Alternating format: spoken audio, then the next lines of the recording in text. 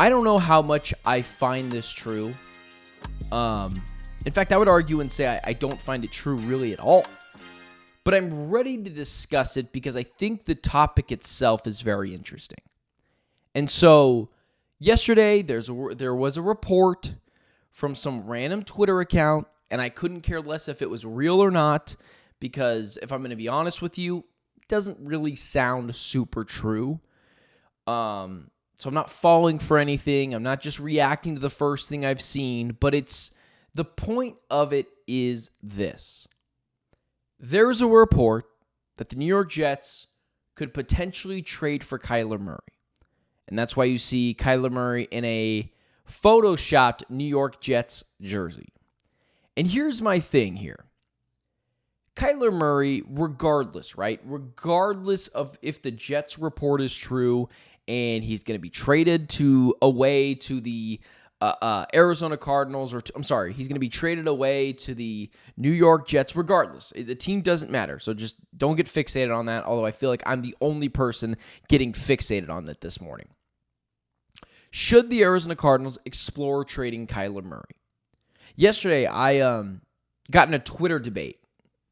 Debate's harsh, because that sounds like I'm yelling at someone, right? But, what I always appreciate with some people is like, hey, listen, we both have opinions. Sometimes we differ.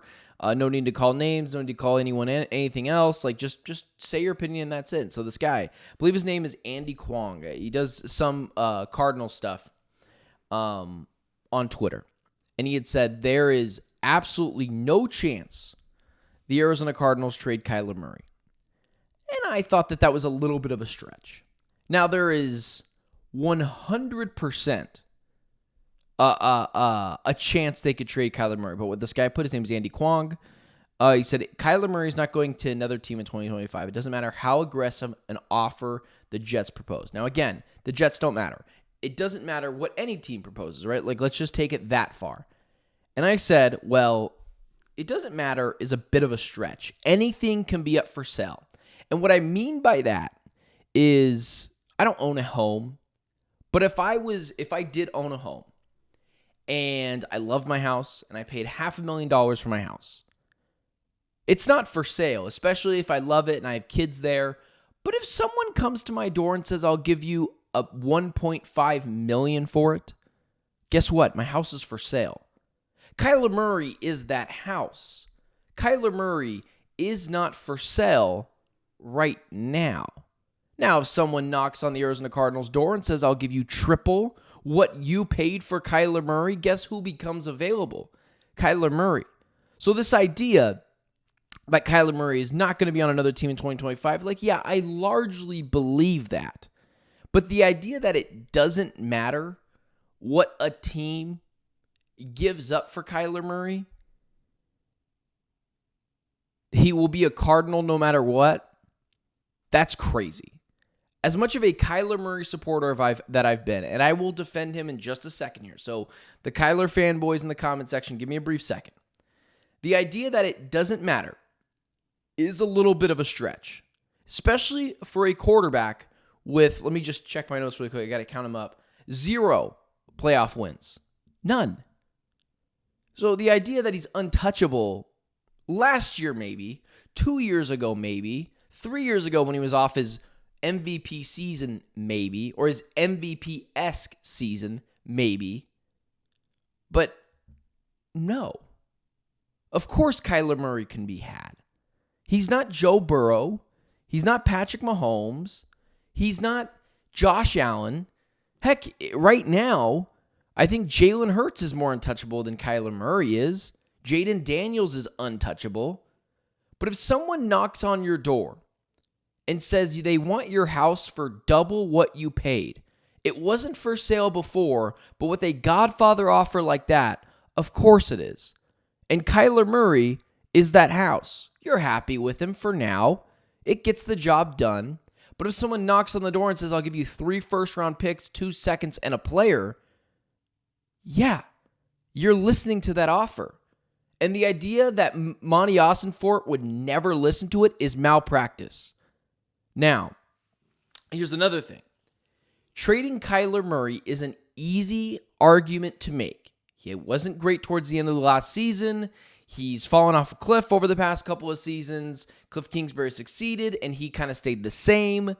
There's a good argument, right, to say trade Kyler Murray.